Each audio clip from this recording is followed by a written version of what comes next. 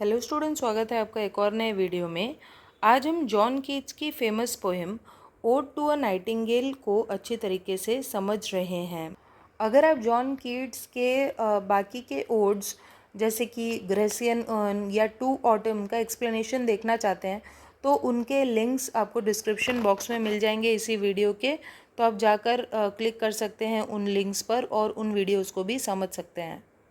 नाइटिंग एक चिड़िया होती है, एक बर्ड होती है। जब जॉन कीट्स ने उस नाइटिंगेल को देखा तो उनके मन में बहुत सारे विचार आए जिनको उन्होंने पोइट्री का रूप दे दिया।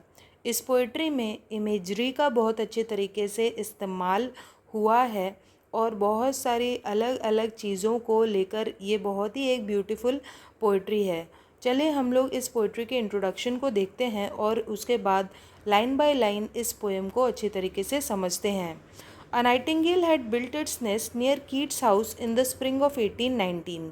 तो 1819 ईयर के बारे में बात हो रही है। स्प्रिंग का मौसम चल रहा था, यानी वसंत ऋतु चल रही थी और एक नाइटिंगेल ने अपना घोंसला बनाया था कीट्स के घर के पास। Inspired by the bird song Keats compose the poem in one day. तो जब कीट्स ने उस चिड़िया के गाने को सुना वो इतने ज़्यादा इंस्पायर हुए कि एक ही दिन में उन्होंने इस लंबी सी पोएम को लिख डाला। It soon became one of his 1819 odds. और 1819 में जो उन्होंने बहुत सारे ओड्स लिखे थे, पोएम्स लिखे थे, उनमें से ये एक ओड बन गई। ओड का मतलब होता है एक ऐसी पोइट्री जिसको गाया जाता है, जो गाने के लिए लिखी जाती है, तो एक सॉन्ग की तरह होती है। तो इस पोएम को सबसे पहली बार पब्लिश किया गया था annuls of the fine arts में, उसी साल की जुलाई में, यानी 1819 की जुलाई में इसे पब्लिश किया गया था। अब चलिए हम लोग इस पोएम के थीम्स को देखते हैं। तो इस पोएम में जो थीम्स हैं वो हैं डेथ, यानी कि मृत्यु के बारे में बात हो रही है। इम्परमानेंस, यानी इंसान की जो लाइफ है वो इम्परमानेंट है। नेचर जो है वो हमेशा हमेशा के लिए रहता है, लेकिन इंसान की लाइफ एक ना एक दिन ख़त्म हो जाती है।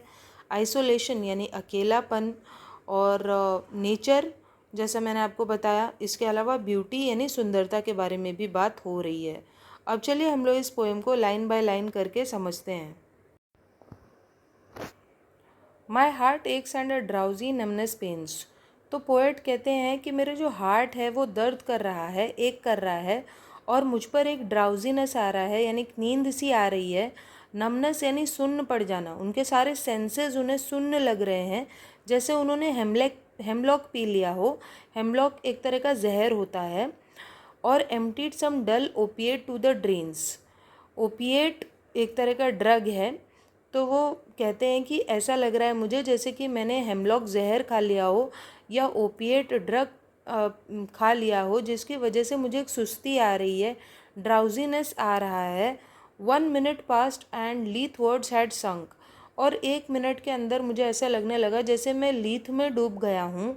लीथ एक माइथोलॉजिकल रिवर है ग्रीस की। तो ऐसा माना जाता था जैसे कि जो भी लीथ में डुबकी लगाएगा वो अपने पास्ट को भुला सकता है और उसकी सारी यादें जो हैं वो कहीं खो जाएंगी, वो अपने पास्ट को भूल जाएगा। तो पोएट को ऐसा लग रहा है कि वो अपने पास्ट को भूल गया है। It is not through envy of thy happy lot but being too happy in thine happiness. तो पोएट कहते हैं कि मैं तुमसे जेलस नहीं हूँ, एनवियस नहीं हूँ। एनवी का मतलब होता है जलना। तो वो कहते हैं कि हैप्पी लॉट वो किसको बोल रहे हैं? नाइटिंगेल को बोल रहे हैं कि तुम जो हैप्पी हो तो तुमसे मैं जल नहीं रहा हूँ, but being too happy in thine happiness, उल्टा तुम्हारी हैप्पीनेस में मैं भी बहुत खुश हो गया हूँ। दैट दो ओल्ड इंग्लिश वर्ड है यू के लिए, light winged dried of the trees. तो वो पोएट जो हैं नाइटिंगेल को ड्रायड कह रहे हैं। ड्रायड एक ट्री स्पिरिट होती है, यानी फॉरेस्ट में रहने वाली एक फेरी की तरह। तो वो कहते हैं कि लाइट विंग्ड यानी जो तुम्हारे पंख हैं वो काफ़ी हल्के हैं, तो वो नाइटिंगेल को ड्रायड कह रहे हैं। In some melodious plot of beech and green. तो बीच एक तरह का पेड़ होता है, तो बहुत सारे बीच के ट्रीज़ हैं और उन ट्रीज़ के बीचों बीच कहीं तुम छुपी हुई हो। And shadows numberless. तो पेड़ों और शैडोज़ यानी उन पेड़ों से जो छाया क्रिएट हो रही है उनमें कहीं ना कहीं छुपती हुई तुम घूम रही हो। Singest of summer in full throated ease, और तुम समर के गाने गा रही हो इन फुल थ्रोटेड ईज, यानी काफ़ी इजीली तुम अपना गला फाड़ फाड़ कर चिल्ला कर गा रही हो, अपने पूरे गले से कंप्लीटली गा रही हो। O for a draught of vintage. तो अब पोएट नेक्स्ट स्टैंजा में कहते हैं कि वो एक घूंट, ड्रॉट का मतलब होता है घूंट, विंटेज यानी ओल्ड वाइन का एक घूंट पीना चाहते हैं। That hath old English word है हैज़ के लिए। That hath been cooled a long age in the deep delved earth. Deep delved का मतलब होता है काफ़ी गहरा। तो वो ऐसी वाइन को पीना चाहते हैं जिसे काफ़ी टाइम तक धरती के अंदर स्टोर करके रखा गया हो, जिससे वो कूल हो गई हो। तो वो जो वाइन है धरती के अंदर रखे रखे उसमें से बहुत सारे टेस्टर्स आने लगेंगे, टेस्टिंग ऑफ फ्लोरा। तो वो जो वाइन है उसमें से फूलों का स्वाद आएगा, एंड द कंट्री ग्रीन, और कंट्री साइड में गांव के साइड में जो ग्रीनरी है उसका भी स्वाद उस वाइन से आएगा। Dance and Provencal song, Provence France का एक एरिया है जो अपने सॉन्ग्स के लिए, अपने म्यूज़िक के लिए बहुत फेमस है। तो वो कहते हैं कि वो जो वाइन है जब वो इतनी अच्छी होगी कि उन्हें प्रोवेंस के डांस और सॉन्ग की याद आ जाएगी, और वहाँ के सन बर्न्ट मर्थ यानी जो लोग भी नाच गा रहे होंगे, खुशियाँ मना रहे होंगे, मर्थ यानी खुशी मनाना, सन बर्न्ट यानी खुले में सन के नीचे प्लेजर जो लोग ले रहे होंगे उनकी याद उन्हें आ जाएगी। तो उस वाइन को पीने से वो इन सारी चीज़ों को टेस्ट कर पाएंगे, फूलों को टेस्ट कर पाएंगे, ग्रीनरी को टेस्ट कर पाएंगे, डांस और सॉन्ग को टेस्ट कर पाएंगे। O for a beaker full of the warm South. तो वो कहते हैं कि बस मुझे एक बीकर उस वाइन को पीने को मिल जाए तो मुझे साउथ की याद आ जाएगी। तो यहाँ पर साउथ के वेदर को वाइन के साथ कंपेयर किया गया है इनडायरेक्टली, इसलिए ये जो फिगर ऑफ स्पीच है वो मेटाफर है। Full of the truth the blushful Hippocrene. तो वो कहते हैं कि वो जो वाइन है वो ब्लशफुल है, रेडिश है, और हिपोक्रीन जो है वो फिर से एक मिथिकल यानी एक इमेजिनरी स्प्रिंग है, छोटी सी नदी है। ग्रीस के कल्चर में ऐसा माना जाता है कि हिपोक्रीन का पानी जो कोई भी पी लेता है वो पोइटिक इंस्पिरेशन से भर जाता है, यानी वो बहुत अच्छी पोइट्री लिखने लग जाता है। तो वो कहता है, किड्स कहते हैं कि ये जो वाइन है वो ब्लशफुल हिपोक्रीन की तरह है उनके लिए। ब्लशफुल यानी वो रेडिश है, और हिपोक्रीन मैंने आपको बताया मिथिकल स्प्रिंग है। तो वाइन जो है वो हिपोक्रीन की तरह है, with beaded bubbles winking at the bring. तो बीडेड बबल्स यानी एक लाइन में खूब सारे बबल्स ऊपर आ रहे हैं वाइन के, जो बार बार फूट जाते हैं। वैसे ही जैसे कि कोई इंसान विंक करता है, अपनी आंखें झपकाता है, बंद करता है, खुलता है, उसी तरीके से ऐसा लग रहा है जैसे कि वो जो बबल्स भी अपनी आंखों को खोल बंद कर रहे हैं, जबकि वो सिर्फ फूट रहे होते हैं, बर्स्ट हो रहे होते हैं।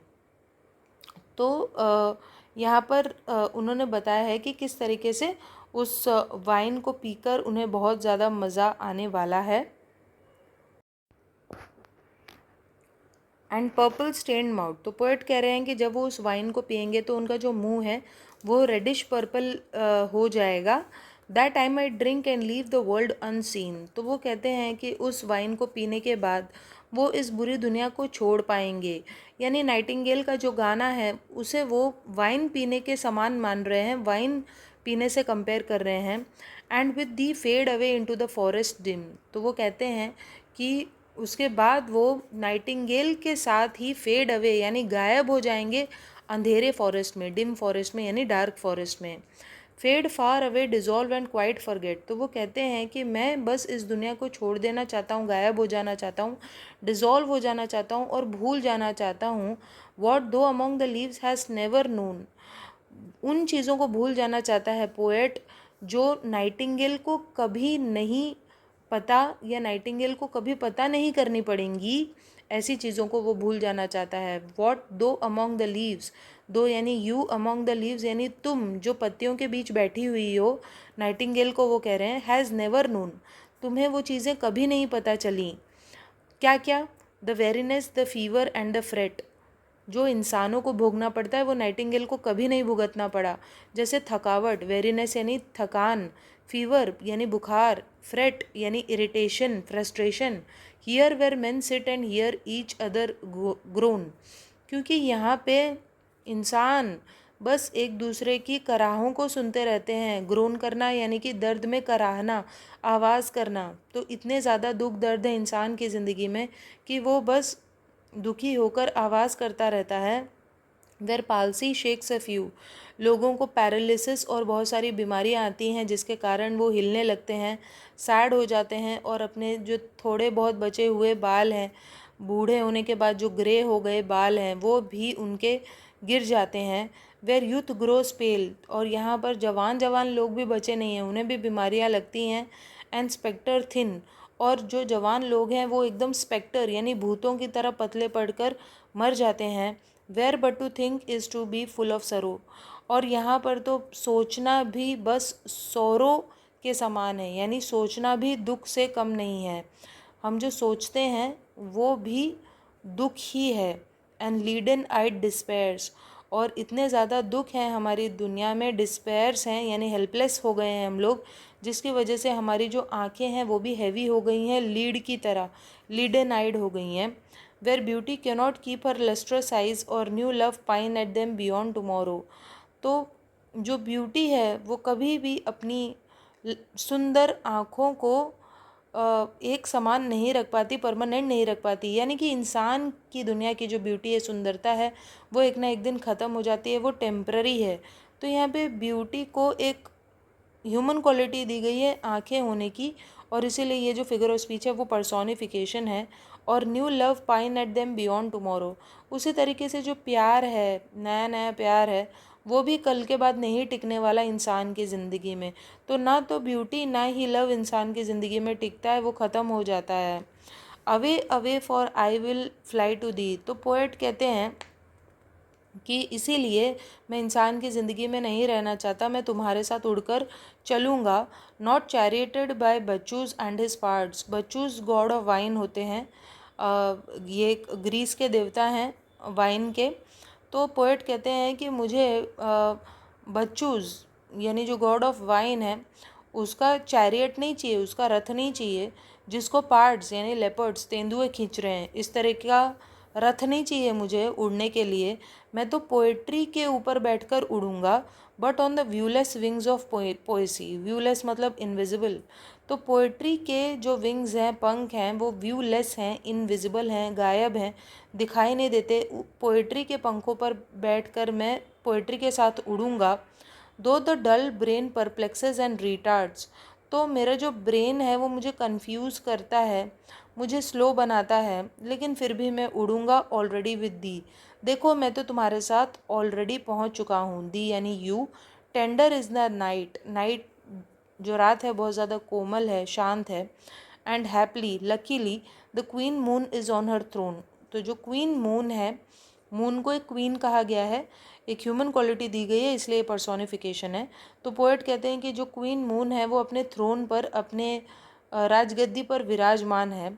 यानी क्वीन मून बाहर आ गई है, चंद्रमा बाहर निकल आया है। क्लस्टर्ड अराउंड बाय ऑल हर स्टारी फेस।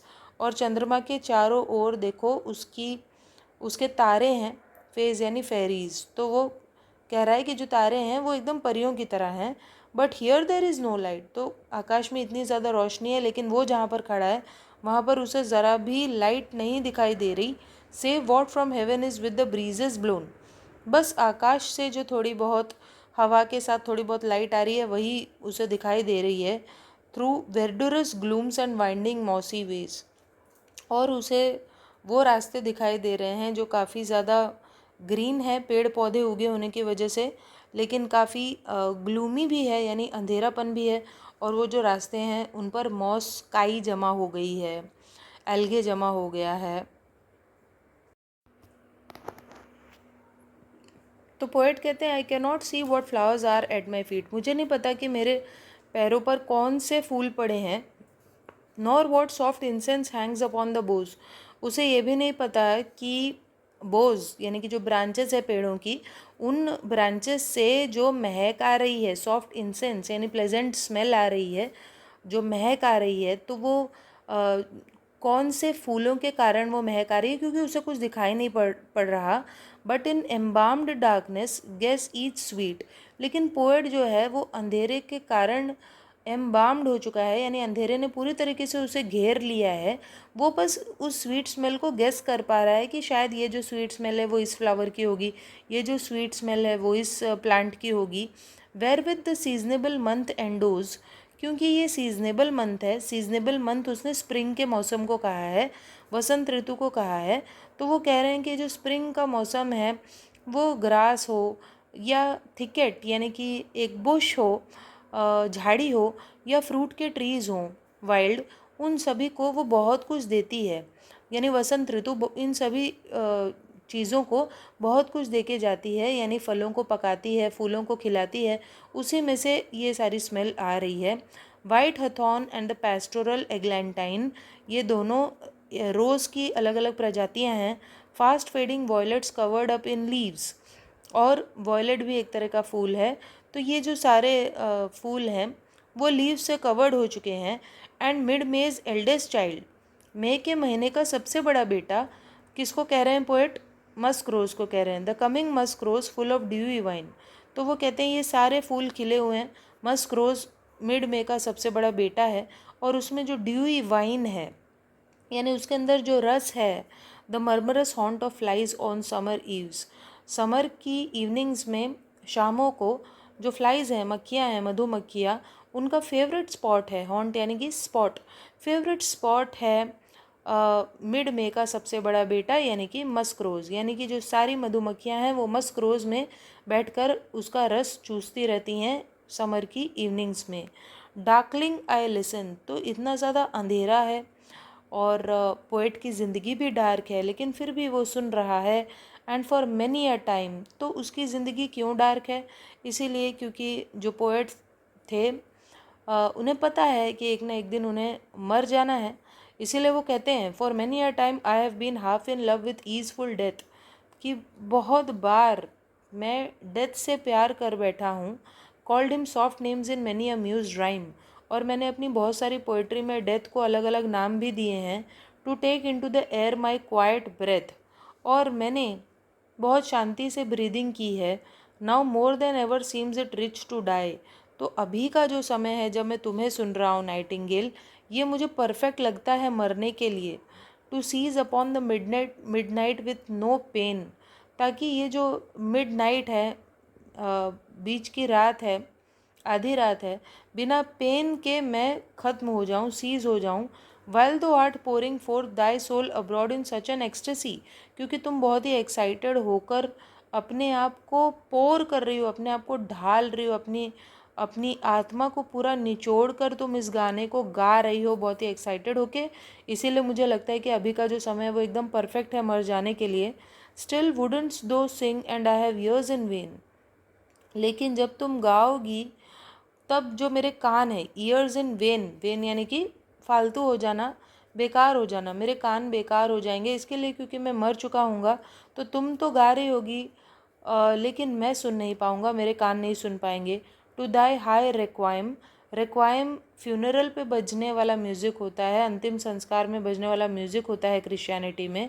तो वो कहता है कि तुम मेरे फ्यूनरल पर गाना तो गाओगी, लेकिन उसे मैं नहीं सुन पाऊँगा, क्योंकि मैं एक सॉड बन गया हूँगा, मैं तो बस घास और मिट्टी के समान बन गया रहूँगा, क्योंकि मैं मर चुका हूँगा। अब देखिए नेक्स्ट स्टैंजा शुरू होता है। दो was not born for death immortal bird, तो पोएट नाइटिंगेल को डायरेक्टली एड्रेस करते हैं और कहते हैं कि तुम इमॉर्टल हो, तुम अमर हो, इमॉर्टल बर्ड हो, और तुम मरने के लिए नहीं बनी हो। तो ये जो लाइन है वो एक एपोस्ट्रॉफे है, क्योंकि जो पोएट हैं वो नाइटिंगेल को एड्रेस कर रहे हैं और वो वहाँ मौजूद भी नहीं है, काफ़ी दूर है, इसीलिए ये एक एपोस्ट्रॉफे है। नो हंग्री जनरेशन स्ट्रेट दी डाउन, तो पोएट कहते हैं कि मेरी लाइफ की तरह यंग जनरेशन से तुम घिरी हुई नहीं हो। हम लोग तो धीरे धीरे एजड होते जा रहे हैं और यंग लोग जो है पैदा होते जा रहे हैं, लेकिन तुम्हारे आसपास ऐसा कोई भी यंग जनरेशन नहीं है। The voice I hear this passing night was heard, तो अब पोएट बता रहे हैं कि नाइटिंगेल की आवाज़ पहले कहाँ कहाँ सुनी गई होगी।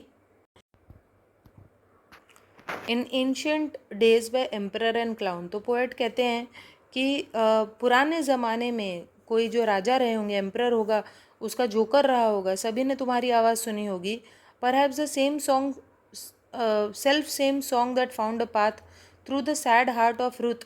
तो पोएट कह रहे हैं कि रुथ जो कि एक बिब्लिकल फिगर है, बाइबल में रुथ नाम की एक लड़की के बारे में ज़िक्र होता है जिसके घर के सारे जो मेल मेंबर्स थे वो मर गए थे और वो अपनी सास के साथ अपनी खुद की ज़मीन छोड़कर किसी और जगह पर रहने गई थी, इस वजह से क्योंकि उसके घर में कोई भी मेल मेंबर्स नहीं बचे थे।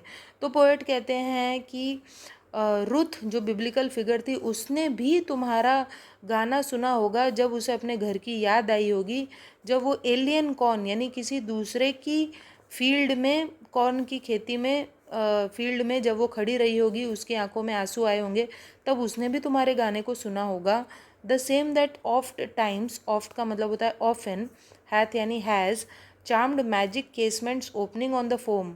और जब कोई जहाज़ अपनी केसमेंट्स यानी खिड़कियों के साथ समुद्र में जा रहा होगा, opening on the foam of perilous seas, perilous मतलब डेंजरस, बहुत ही खतरनाक समुद्रों में जब कोई जहाज़ जा रहा होगा तो उसकी खिड़कियों से भी तुम्हारे गाने को सुना गया होगा। तो केसमेंट्स का मतलब windows of ship in faery lands forlorn. और कोई जादुई दुनिया में जहाँ पर परियां रहती होंगी वहाँ पे भी तुम्हारे गाने को सुना गया होगा। फॉरलोन का मतलब होता है अकेलापन या अकेला होना। तो फॉरलोन, तो पोएट कहता है कि ये जो अकेला वर्ड है, अकेलापन है, ये वर्ड ही मेरे लिए एक बेल की तरह है, एक घंटी की तरह है, to toll me back from thee to my sole self. और इस घंटी के कारण, इस फॉरलोन वर्ड के कारण ही मुझे याद आ जाता है कि मैं अकेला हूँ और तुम्हारे पास से फिर से मैं अपने आप पे आ जाता हूँ।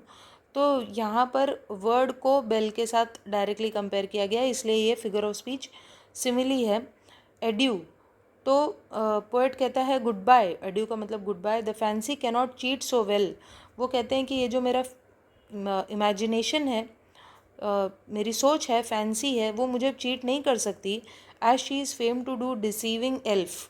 तो एक एल्फ एक इमेजिनरी जीव होता है, फेरी की तरह, परी की तरह। तो वो कह रहे हैं पोएट की जो फैंसी है, इमेजिनेशन है, वो एक परी की तरह है।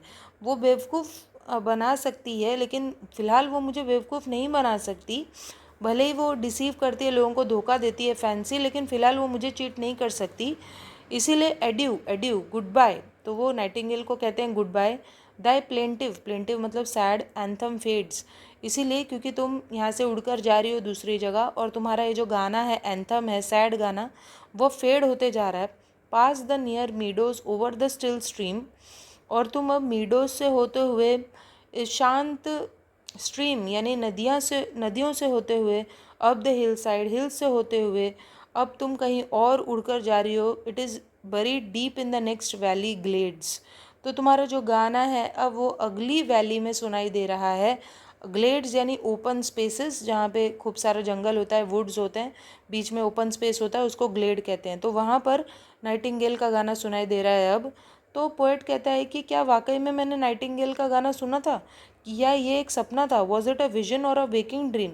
तो क्या मैंने कोई विजन देखा है या बस जागते जागते कोई सपना देखा है? Flood is that music. तो जिस म्यूज़िक को, नाइटिंगेल के म्यूज़िक को इतनी देर से सुन रहा था, वो अब जा चुका है। तो पोएट कहता है डू आई वेक और स्लीप, क्या मैं जगा हुआ हूँ या ये सब बस एक सपना है, मैं सो रहा हूँ? ऐसा वो अपने आप से ही क्वेश्चन पूछते हैं। और यहीं पे हमारी जो पोएम है वो ख़त्म हो जाती है। अगर हम लोग इस पोएम की राइम स्कीम के बारे में बात करें तो हर स्टैंजा की राइम स्कीम सेम है जो यहाँ पर मैंने लिखी हुई है। हम देख सकते हैं यहाँ पे बेल वेल ये राइमिंग है, सेल्फ एल्फ राइमिंग है, इसलिए ए बी आएगा पहले। फिर हम देख सकते हैं फेड, स्ट्रीम, डीप, ये तीनों अलग वर्ड्स हैं, इसलिए सी डी ई आएगा।